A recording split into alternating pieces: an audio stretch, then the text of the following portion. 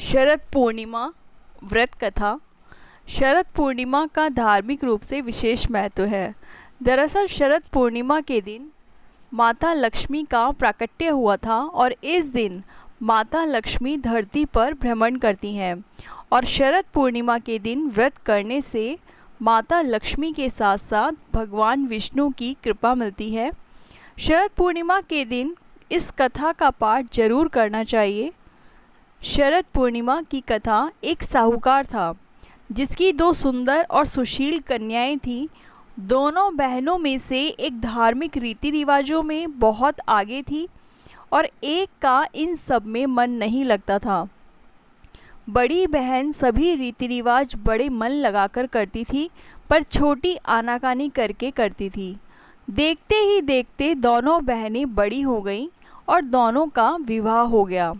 दोनों ही बहनें शरद पूर्णिमा का व्रत करती थी, लेकिन छोटी के सभी धार्मिक कार्य अधूरे ही होते थे और इसी कारण उसकी संतान जन्म लेने के कुछ दिन बाद ही मर जाती थी।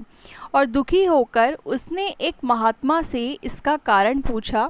महात्मा ने उसे बताया कि तुम्हारा मन पूजा पाठ में नहीं है और इसीलिए तुम शरद पूर्णिमा का व्रत पूरे विधि विधान के साथ करो।